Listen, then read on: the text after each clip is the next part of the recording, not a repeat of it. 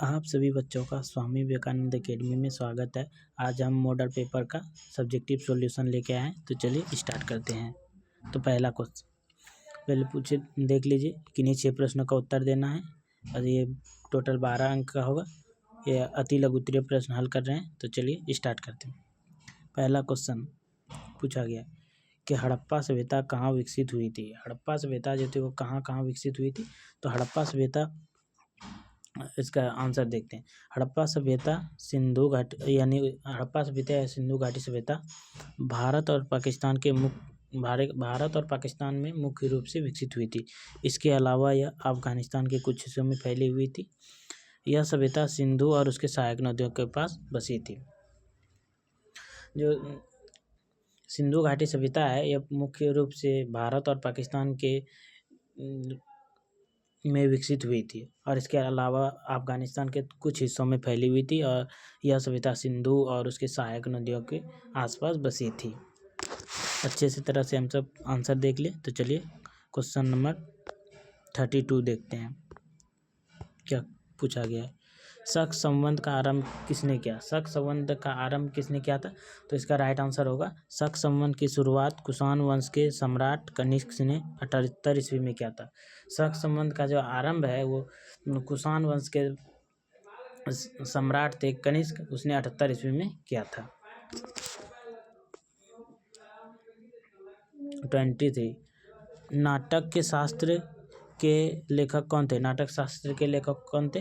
तो नाटक शास्त्र के लेखक का नाम भरत मुनि है। और नाटक शास्त्र के लेखक का नाम क्या है। नाटक शास्त्र के लेखक का नाम भरत मुनि है। भरत मुनि एक प्राचीन भारतीय ज्योतिष और संगीतज्ञ थे। और भरत मुनि जो थे वो प्राचीन भारतीय ज्योतिष और संगीतज्ञ थे। तो अच्छी तरह से क्वेश्चन देख लिया, आप समझ गए होंगे। क्वेश्चन नंबर 34 सांची के स्तूप को खोज किसने की। सांची का स्तूप का खोज किसने किया था। तो सांची के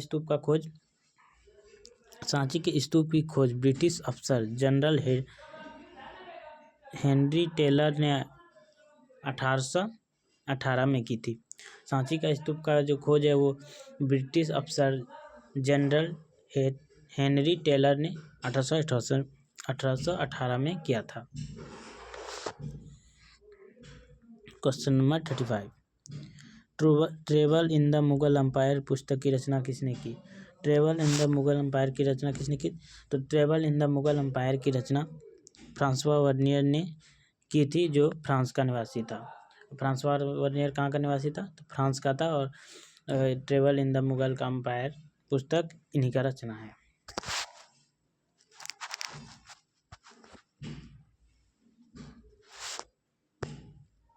क्वेश्चन नंबर 36 सर्वप्रथम भक्ति आंदोलन को शुरू करने वाला कौन था।